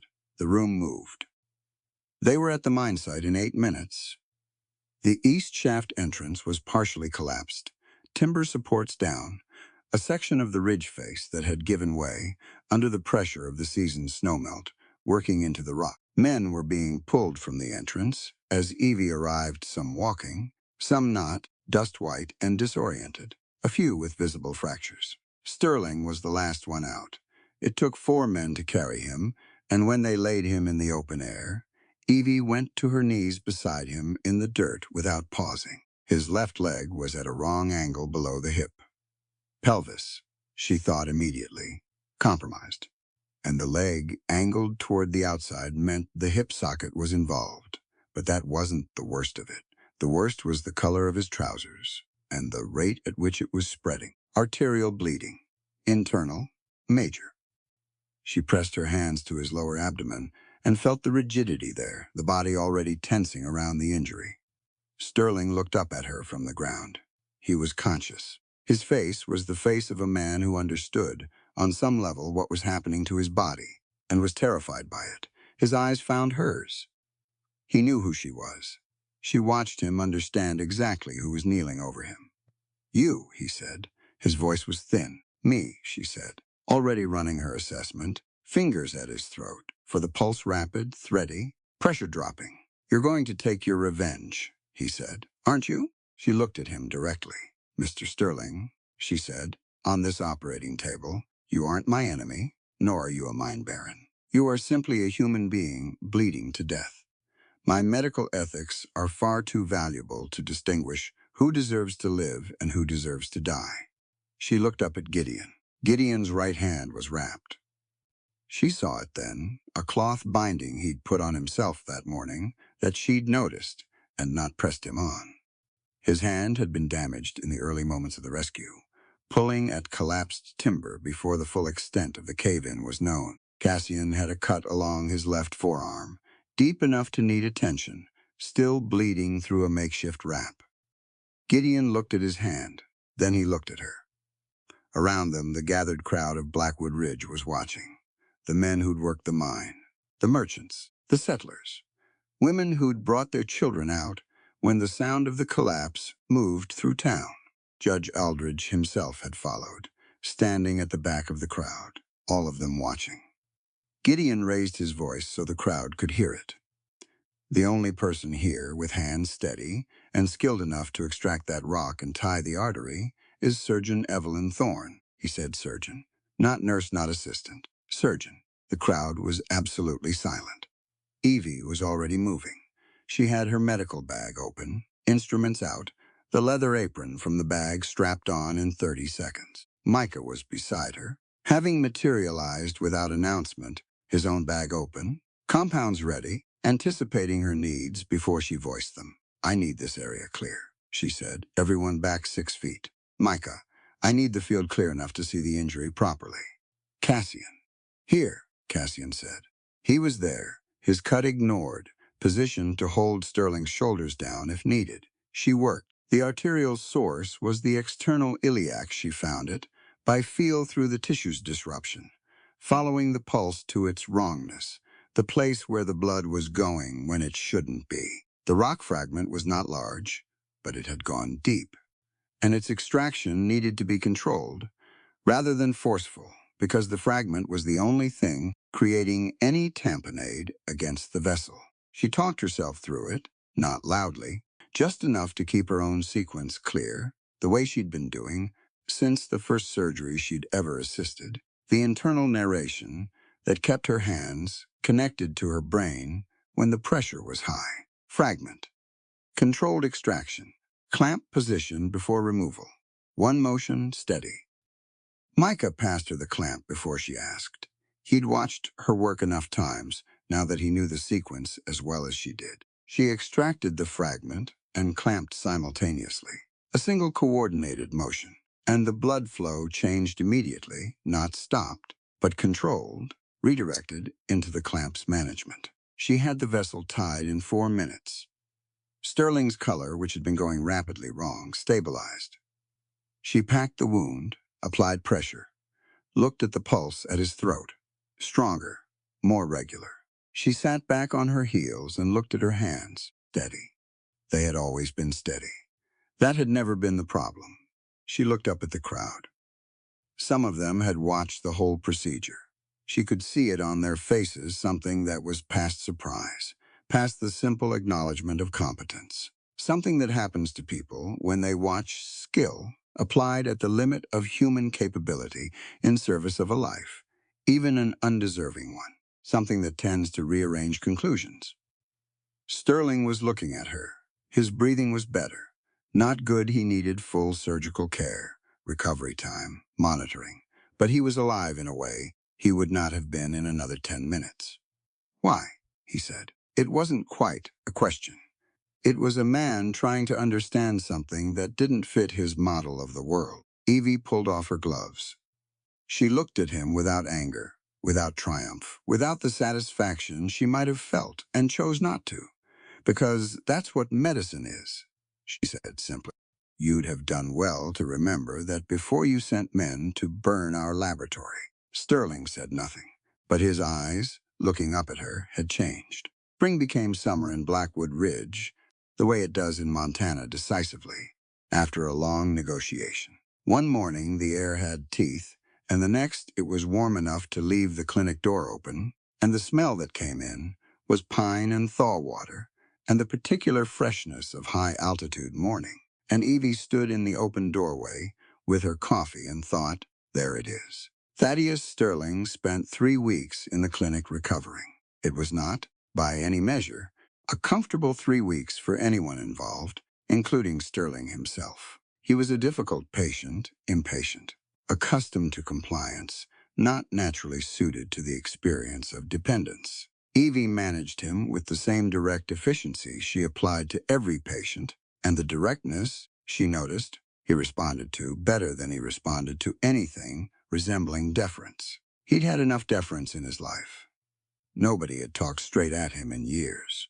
On the 8th day, she sat beside his cot with his chart and told him the recovery timeline and what it required of him and the consequences if he didn't follow it. And when she finished, he looked at her for a long moment. My man Garrett tells me it was 18 minutes between the collapse and when you started on me, he said. About that, she said. Croft was standing 20 feet away. Yes. Sterling looked at the ceiling. He said the mortality rate was too high to attempt. He was wrong about the mortality rate, Evie said. He was right that the procedure was high risk. It was. It still needed to be done. Sterling was quiet for a while. Then, that business with the laboratory. The fire. She waited. I didn't order that specifically, he said. Then, after a pause, in the voice of a man who has enough self-awareness to recognize when he's making a technical rather than a moral distinction, I know that's not the same as not being responsible for it. No, she said, it isn't. He looked at her. I'll drop the charges, all of them. I know you will, she said. Judge Aldridge is not going to pursue a case against the physician who saved your life in front of 200 witnesses. He's already not pursuing it. Sterling almost smiled. It was a small, rueful expression, entirely unlike his usual self. You're not what I expected, he said. You're not the first person to tell me that, she said, and went to check on her other patients. The formal withdrawal of charges came through on a Thursday. The document was delivered to the clinic with considerably more ceremony than the original threatening letter, which Evie found appropriate. She accepted it, read it, filed it. What happened after that surprised her, though in retrospect it shouldn't have. Sterling sent a man to see Gideon. Then he sent himself, walking slowly with a cane. His recovery incomplete, but his stubbornness apparently intact. He sat across from Gideon in the clinic office for an hour and a half. Evie was not in the room, but Micah was, because Gideon had asked him to be, which mattered. What came out of the meeting was this. Sterling Mining would finance the construction of a permanent regional hospital for Blackwood Ridge and the surrounding territory.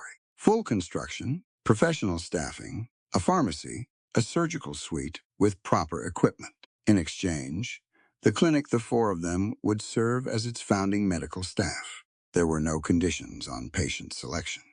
Sterling's lawyer wrote that in, at Gideon's insistence, and Sterling signed it. Why? Micah asked. Afterward, the same question Sterling had been unable to answer, put now to Gideon.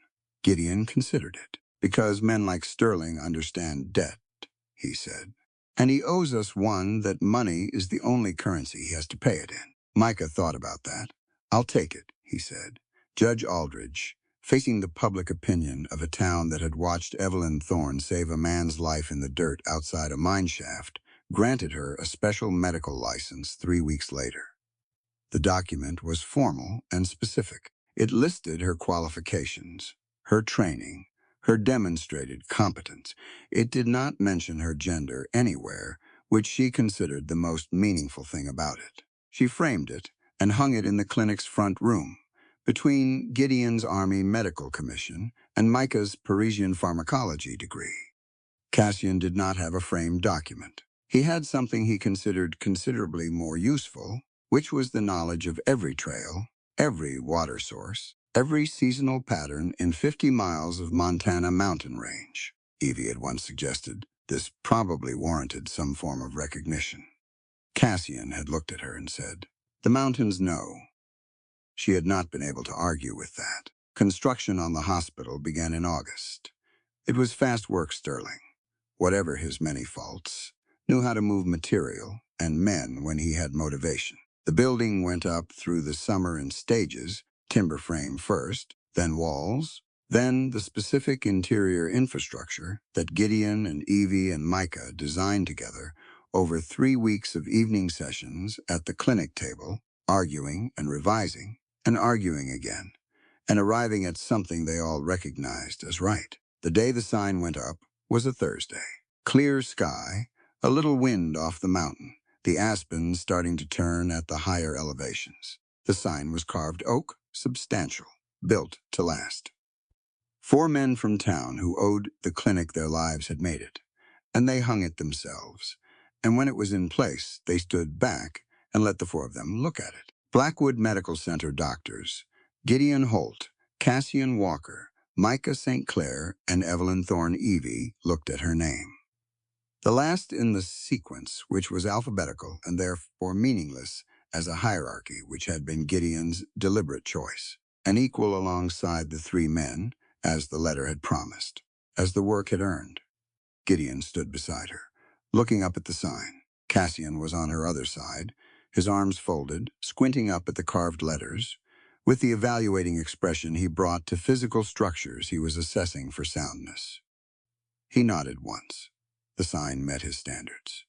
Micah was smiling, not his small, controlled, professional smile, the real one which she'd learned to distinguish. He looked at the sign and then at her, and the smile stayed. A small crowd had gathered, as crowds do when something is being made official. The miners, the settlers, August Pell, walking fully now, his ribs long healed. Eli, the young miner from Ohio, who had stayed in Blackwood Ridge after his recovery and taken a job at the livery. Mrs. Halverson from the dry goods store, who had called Evie a mutilating witch 5 months ago and had appeared at the clinic 3 months ago with an infected hand and had been treated without comment, and who now stood in the crowd with the careful expression of a woman working out how to reconcile multiple versions of herself. Evie looked at all of them. Then she looked at the sign again. She thought about Baltimore, the tin roof, and the rain, and the bone saw, and Dr. Fenn's 2 fingers on her sleeve. She thought about the letter on her bedside table, and the question she'd asked herself, what is actually keeping me here? She thought about the train moving west through country that kept getting bigger. She thought about Gideon's hand around hers in a fever night, Micah on the porch with his lantern, Cassian in a blizzard doorway with a Winchester and absolute steadiness, the 3 of them at the fire in the settler's cabin, teaching her pulse points, and carrying the weight of their own histories with the particular dignity of people who have chosen, again and again, to be useful rather than bitter. She thought about 38 typhoid patients, Sterling's life bleeding out in the mine shaft dirt, Eli's photograph of his family still in the young man's pocket, because she had made certain of it. She turned to face the crowd, the town of Blackwood Ridge, imperfect and stubborn and slowly, reluctantly becoming something better than it had been, and when she spoke, she meant every word of it. Medicine teaches us how to mend the body, she said, but respect, equality, and love are what truly heal a life. Gideon looked at her. Micah looked at her. Cassian, who didn't often look sentimental about things, was looking at her with an expression she'd never quite seen on him before. Something open, unguarded. The crowd was quiet for a moment. Then someone applauded, and it spread, and it wasn't the roaring applause of a performance, but the genuine kind, the applause of people who mean it. Evie looked up at the sign one more time. Her name in carved oak, in the Montana sun, permanent in the specific way of things that have been earned rather than given, which is the only permanence that actually holds. She turned back toward the clinic, toward the building that was becoming a hospital, toward the work that was always waiting and always would be. A person's true worth was never defined by gender, or skin color, or background. She had known this abstractly in Baltimore. She knew it in her body now, in her hands, in the 4 months of shared crisis and care that had made three strangers into something she didn't have a full word for yet, except that it held her, and she held it, and neither had any intention of letting go. Gideon held the door open for her. She walked through. The mountain was fine behind her, just as it had always been, just as Cassian had said from the beginning. Fine meaning solid, fine meaning lasting, fine meaning worth every single mile of the journey west. Evie Thorne rode west with nothing but a cracked anatomy manual, a worn medical bag, and a letter from three strangers who believed in her before she'd even walked through their door. She didn't ride west because she was brave. She rode west because staying had stopped making sense. Because she'd spent 3 years being remarkable in all the ways that didn't count steady hands, sharp eyes, 60 surgeries, and being told, quietly and consistently, that none of it was quite enough to earn her a real seat at the table. What she found in Blackwood Ridge wasn't comfort. It wasn't safety. It wasn't a world that had suddenly decided to be fair. It was mud and blizzards, and a mob throwing rocks through clinic windows, and a fever that nearly took the man she loved, and a typhoid outbreak in a saloon, and a mine collapse in the dirt outside a courthouse. It was hard in ways she hadn't anticipated, and real in ways she hadn't felt in years. But here's what Evie's story is actually about, underneath all of that. It's about what happens when competence finally meets respect. Not the conditional respect that says you're remarkable for a woman or impressive given your circumstances. The unconditional kind. The kind Gideon meant when he said they didn't care if she wore a skirt or trousers, only whether she could keep a patient alive when the scalpel cut. That sentence is simple. It cost him nothing to say. And it was the most radical thing anyone in medicine had ever said to Evie Thorne, because it was the first time the evaluation was purely about the work. We live in a world that still does what Fenn did. It still touches sleeves instead of shaking hands. It still calls people remarkable and then explains pleasantly why remarkable isn't quite enough. It still builds rooms that certain people can only enter sideways, through the service entrance, borrowing someone else's library card. Evie's story is set in 1876, but the architecture of those rooms hasn't changed as much as we'd like to think. And the reason her story resonates, the reason you read 10 chapters and felt something real, is because you've been in a version of that corridor. Most of us have. Standing there after someone walked away, listening to rain drum on a tin roof, asking ourselves what is actually keeping us here. The answer Evie found wasn't a man. It wasn't three men. It was herself, meeting people who were finally worthy of what she already was.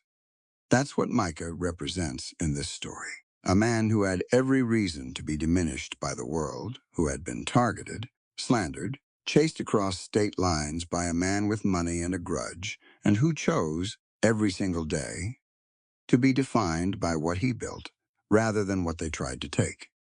We don't save them because of who they are. We save them because of who we are. That line isn't just about medicine. It's about the decision to let your values be the thing that holds when everything external is trying to erode them. It's about integrity as a daily practice, not a declaration. Cassian doesn't say much in this story, and that's the point. He says the mountains are fine, and he means it. And what he means by it is that some things hold regardless of what happens around them. He is the embodiment of showing up, not dramatically, not with speeches, just here, present, hands on Tom Briggs' shoulders, Winchester on the porch, coffee already made when you come downstairs after the worst night of your life. There are people in the world like Cassian. You know who they are by what they do when it's hard, not by what they say when it's easy. And Gideon. Gideon is what grief looks like when a person refuses to let it make them smaller. He lost James. He carried that loss into every surgical room, every patient decision, every quiet moment by the fire.